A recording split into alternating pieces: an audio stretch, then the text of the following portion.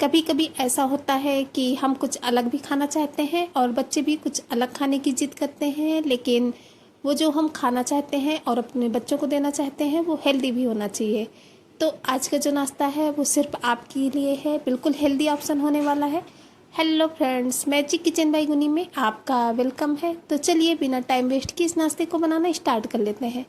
तो सबसे पहले इस नाश्ते को बनाने के लिए हमने ये आधा कप पोहा ले लिया है और इसके बाद में लेंगे एक मिक्सी का जार, और जो हमने आधा कप पोहा लिया है उसको हम मिक्सी जार में ट्रांसफ़र कर लेंगे। इसके बाद में जिस कप से हमने पोहा लिया है उसी कप से आधा हमको लेना है साबूदाना। इन दोनों ही चीज़ों को हम एक साफ कपड़े से पहले से अच्छे से पोंछ कर लेंगे ताकि इनमें कोई भी डस्ट वगैरह ना हो। अब इसके बाद में मिक्सी जार का ढक्कन बंद कर देंगे और दोनों ही चीज़ों को हम पीस करके रेडी कर लेंगे। इनका बिल्कुल हमें फाइन सा पाउडर नहीं बनाना है, थोड़ा सा दरदरा ही रखना है, बस इस बात का ध्यान रखना है। तो पोहे और साबूदाना को इस तरीके से हमने पीस करके रेडी कर लिया है, बस इसी तरीके का हमें चाहिए था। तो चलिए अब इन दोनों ही चीज़ों को हम ट्रांसफ़र कर लेते हैं एक बाउल में। तो आप देख सकते हैं कि दोनों चीज़ों को हमने इस बाउल में ट्रांसफ़र कर लिए हैं और बस इसी तरीके का हमें इनका पाउडर चाहिए था।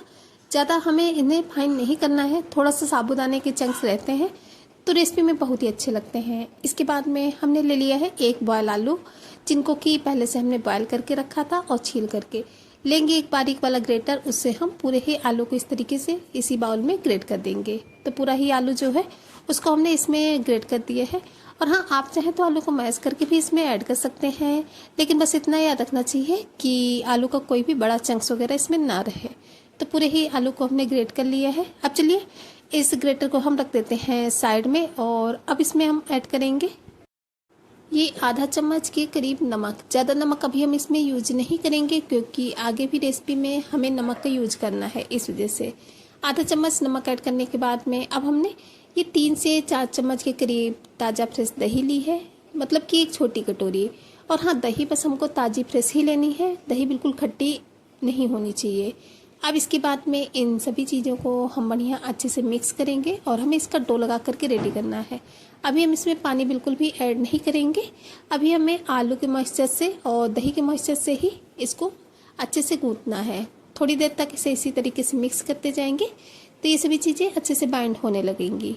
तो देख सकते हैं आपकी सभी चीज़ें जो हैं वो अच्छे से बाइंड होने लगी हैं। तो बस अब हमें क्या करना है, अब हम इसे थोड़ी देर के लिए कवर करके छोड़ देते हैं ताकि अच्छे से सेट हो जाए। इसके बाद में हम इसको बिल्कुल परफेक्ट जो इसका हमें डो बनाना है वो बना करके रेडी करेंगे। अभी हम इसमें बिल्कुल भी पानी वगैरह नहीं ऐड करेंगे। तो चलिए कवर करके छोड़ देते हैं और तब तक बना लेते हैं एक सिंपल सी स्टफिंग बनाने के लिए एक छोटी सी कढ़ाई को चढ़ा लिया है गैस में, और उसमें हमने लिया है थोड़ा सा सरसों का तेल। तेल को हमें बढ़िया अच्छे से गर्म होने देना है, और जब हमारा तेल बढ़िया अच्छे से गर्म हो जाएगा तब हम इसमें ऐड करेंगे एक छोटा चम्मच जीरा, और आधा छोटा चम्मच ही हमने इसमें अजवाइन ऐड की है। इन दोनों चीज़ों को थोड़ा सा क्रैकल होने देंगे। इसके बाद में डाल देंगे 1/4 चम्मच के करीब हल्दी पाउडर, जिससे कि इसका कलर बहुत अच्छा आएगा। 2 बॉयल आलू लिए हैं हमने, जिनको कि पहले से बॉयल करके रखे थे, उसको हम इस बारीक वाले ग्रेटर से इसमें ग्रेट कर देंगे। और हाँ फ्रेंड्स, आज की जो रेसिपी है वो बिना हम प्याज लहसुन के बना करके रेडी करेंगे, क्योंकि हमारे एक व्यूअर है उनका कमेंट आया था कि बिना प्याज लहसुन की कोई रेसिपी बताइए। तो आज की जो रेसिपी है वो उन्हीं के लिए है। बहुत ही टेस्टी रेसिपी होने वाली है। इस तरीके से आप बिना प्याज लहसुन के भी बहुत ही टेस्टी रेसिपी बना करके रेडी कर सकते हैं। तो दोनों ही आलू को हमने इसमें ग्रेट कर दिया है, और आप चाहें तो पहले से आलू को मैश करके भी इसमें ऐड कर सकते हैं, जैसे चाहें वैसे ऐड कर सकते हैं। आलू को अच्छे से मिक्स करना है और गैस की फ्लेम को बिल्कुल लो रखना है, और इस तरीके से चलाते हुए आलू को अच्छे से भून लेंगे। अब डालते हैं कुछ मसाले, सिंपल से बेसिक से मसाले डालेंगे। आधा चम्मच धनिया पाउडर, आधा ही चम्मच हमने इसमें ऐड किया है सब्जी मसाला, 1/4 चम्मच के करीब डालेंगे लाल मिर्च का पाउडर। और हाँ, अगर आप लाल मिर्च नहीं खाते हैं तो इसमें हरी मिर्च का भी यूज कर सकते हैं। हरी मिर्च ऐड करके आप स्टफिंग बना सकते हैं। आधा ही चम्मच ऐड कर दी है चाट मसाला, टेस्ट के अकॉर्डिंग नमक ऐड कर देंगे। चाट मसाला नहीं है आपके पास तो अमचूर पाउडर डाल सकते हैं, और दोनों ही चीज़ें नहीं हैं तो आप इसमें नींबू का रस डाल सकते हैं। अब इन सभी मसालों को हमें आलू के साथ अच्छे से मिक्स कर लेना है। लगातार चलाते हुए हम आलू को भूनेंगे ताकि जो आलू मसाला है वो बढ़िया अच्छे से भून जाए। तो इस तरीके से हमने आलू मसाले को बढ़िया अच्छे से भून लिया है। फाइनली जो हमारी स्टफिंग है वो वो बन करके रेडी हो चुकी है। लास्ट में हम इसमें ऐड कर देंगे 1 चम्मच के करीब कसूरी मेथी, जिसका कि जो फ्लेवर होता है वो बहुत ही अच्छा आता है। कसूरी मेथी को इसमें डालने के बाद में इसे हमें अच्छे से मिक्स कर लेना है। तो चलिए गैस की फ्लेम को ऑफ कर देते हैं और इस स्टफिंग को निकाल देते हैं एक प्लेट में ठंडा होने के लिए, और स्टफिंग को ठंडा होने के लिए छोड़ देते हैं। अभी हम जो पोहे साबूदाना का डो लगा करके रखे थे, चलिए उसे चेक कर लेते हैं। तो अभी हमने इसमें बिल्कुल भी पानी नहीं ऐड किया था, तो ये जो हमारा डो है वो बहुत ही ड्राई है। तो अभी हमें सेट करना है, तो थोड़ा थोड़ा सा इसमें हम पानी ऐड करते जाएंगे और इसका डो लगाते जाएंगे। अच्छे से मसल कर हमें इसका डो लगाना है। तो इसमें एक साथ पानी नहीं ऐड करना है, थोड़ा थोड़ा करके ही ऐड करना है, ताकि जो हमारा डो बने वो बिल्कुल परफेक्ट बने। तो इस तरीके से थोड़ा थोड़ा सा 2-2, 3-3 चम्मच हम पानी लेंगे और इसे मसलते जाएंगे। तो अच्छे से गूंथते हुए हम इसका डो लगाकर रेडी करेंगे। 2 से 3 मिनट तक लगते हैं इसे अच्छे से सेट करने में। 3 मिनट के करीब में ही हमारा जो डो है वो परफेक्ट अच्छे से सेट हो चुका है।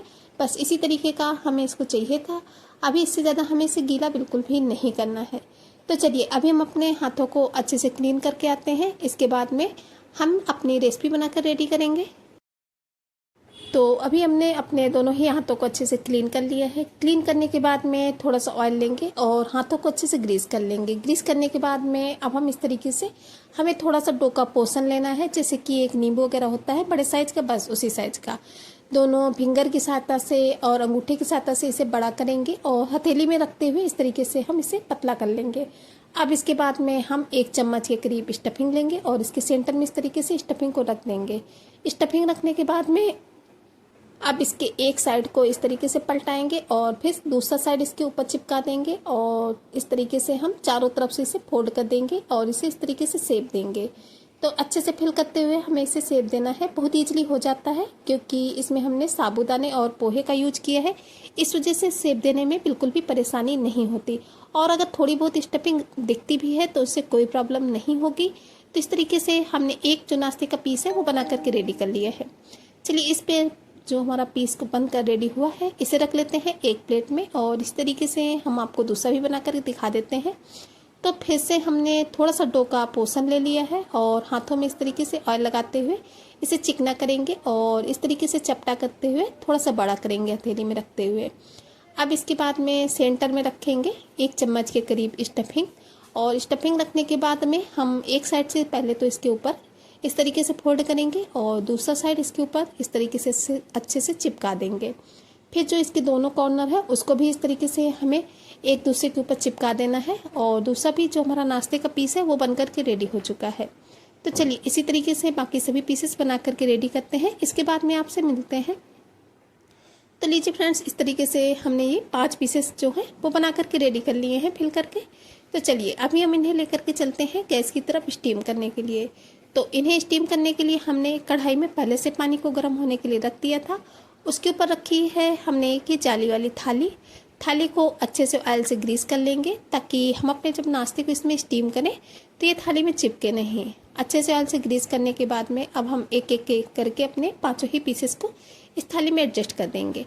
और हाँ, अगर आपके पास ये जाली वाली थाली नहीं है तो आप स्टीमर का यूज कर सकते हैं, या फिर जो दूध में ढकने वाली जाली आती है उसका भी यूज कर सकते हैं। तो 5 ही पीसेस को हमने इसमें इस तरीके से एडजस्ट कर दिए हैं। चलिए अब हम इसमें ऊपर से कवर कर देते हैं और इसे लगभग 8 से 10 मिनट तक मीडियम फ्लेम पे स्टीम होने देते हैं। और जब तक ये हमारा नाश्ता स्टीम होता है तब तक चलिए इसके साथ खाने के लिए एक चटनी बना लेते हैं। तो इस चटनी को बनाने के लिए हमने ये ले लिए हैं 2 कच्चे आम, जिसको कि हमने बढ़िया अच्छे से वॉश करके लिया है। तो अब इन दोनों ही आम को हम पहले तो अच्छे से छील लेंगे। तो ये दोनों ही कच्चे आम जो हैं उनको हमने बढ़िया अच्छे से छील लिया है। फ्रेंड्स, इस आम की इस चटनी को एक बार ज़रूर से ट्राई कीजिएगा। बनाने में बहुत ही आसान है लेकिन बहुत ही टेस्टी लगती है।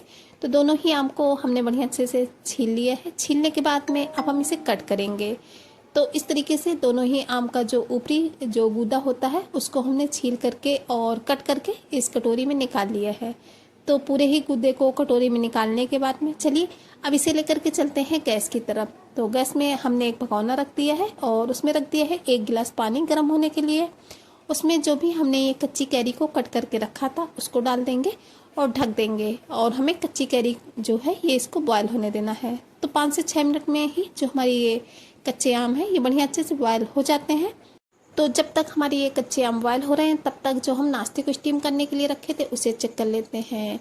तो ये जो हमारे नाश्ते के पीसेस हैं इनको स्टीम होते हुए लगभग 8 मिनट के करीब हो चुके हैं और ये बहुत ही अच्छे से स्टीम भी हो चुके हैं। तो चलिए अभी हम गैस की फ्लेम को ऑफ कर देते हैं और इन्हें ठंडा होने के लिए निकाल लेते हैं एक प्लेट में। तो पांचों ही पीसेस जो हैं उनको हमने निकाल लिया है एक प्लेट में और इन्हें छोड़ देते हैं और चेक करते हैं जो कि हम आम को बॉयल होने के लिए रखे थे उन्हें। तो ये जो हमारी आम है ये भी अच्छे से बॉयल हो चुकी हैं 5 मिनट में ही। इस तरीके से जब एक फॉक डालकर हमने चेक किया तो ये बढ़िया अच्छे से बॉयल हैं। तो इन्हें हमने निकाल लिया था एक कटोरी में। कटोरी में निकालने के बाद में अब हम इन्हें डालेंगे एक मिक्सी जार में। मिक्सी जार में डालने के बाद में अब इसमें ऐड कर देंगे टेस्ट के अकॉर्डिंग नमक। तो हमने लगभग आधा चम्मच के करीब नमक ऐड किया है, आप अपने टेस्ट के अकॉर्डिंग ही ऐड करें। 1 चम्मच डालेंगे कच्चा जीरा जिसका कि टेस्ट बहुत ही अच्छा आता है। थोड़ी सी डालेंगे आधा चम्मच के करीब लाल मिर्च पाउडर, आधा चम्मच ही डाला है इसमें धनिया पाउडर। इन दोनों ही चीज़ों को डालने के बाद में अब लास्ट में इसमें ऐड करेंगे चीनी। चीनी हमने एक छोटी कटोरी ली है जिससे कि ये जो हमारी चटनी है वो बहुत ही अच्छी सी टेस्टी सी बनती है। आप चाहें तो इसकी जगह इसमें जो गुड़ होता है वो भी ऐड कर सकते हैं या फिर मिश्री भी ऐड कर सकते हैं, लेकिन हमने इसमें चीनी ऐड की है। चीनी डालने के बाद में जिस पानी में हम इन आम को बॉयल किए रखे वही पानी इसमें ऐड कर देंगे। तो लगभग आधी कटोरी के करीब हमने इसमें पानी ऐड कर दिया है और मिक्सी जार का ढक्कन बंद करके चलिए चटनी को पीस करके रेडी कर लेते हैं। तो इस तरीके से हमारी जितनी भी चटनी थी उसको हमने बढ़िया अच्छे से पीस करके रेडी कर लिया है। बिल्कुल परफेक्ट फाइन सी जो हमारी चटनी है वो पीस करके रेडी हो चुकी है। तो अभी इस चटनी को हम निकाल लेंगे एक कटोरी में। इस चटनी को फ्रेंड्स आप किसी भी नाश्ते के साथ एंजॉय कर सकते हैं, बहुत ही टेस्टी लगती है। एक बार आप इसे ज़रूर से ट्राई कीजिएगा। इस नाश्ते के साथ तो ये चटनी बहुत ही अमेजिंग लगती है, बहुत ही गजब का टेस्ट आता है। तो एक बार इस चटनी को ट्राई करना तो बनता है। तो चलिए चटनी भी रेडी हो चुकी है। अभी जो हम नाश्ते के पीसेस को स्टीम करके रखे थे उन्हें लेकर के चलते हैं फटाफट से थोड़ा सा गैस की तरफ और भी टेस्टी बनाने के लिए। तो इन्हें टेस्टी बनाने के लिए हमने एक पैन को गैस में चढ़ा दिया है और उसमें लिया है थोड़ा सा सरसों का तेल। तेल को हमें बढ़िया अच्छे से गर्म होने देना है और जब तेल थोड़ा सा अच्छे से गर्म हो जाएगा तब इसमें डालेंगे 1 छोटा चम्मच जीरा, आधा छोटा चम्मच ऐड किया है सफ़ेद वाला तिल, 10 से 12 ताज़ी फ्रेश करी पत्ता डाल दिए हैं, बहुत ही अच्छा सा टेस्ट आता है इसका। 1/4 चम्मच के करीब हल्दी पाउडर ऐड किया है। इन सभी चीज़ों को डालने के बाद में अब हमने एक एक करके जो नाश्ते के पीसेस स्टीम करके रखे थे उन सभी पीसेस को इसमें ऐड कर देंगे। तो जितने भी हमारे नाश्ते के पीसेस हैं उसको हमें इस तरीके से इसमें ऐड कर देना है।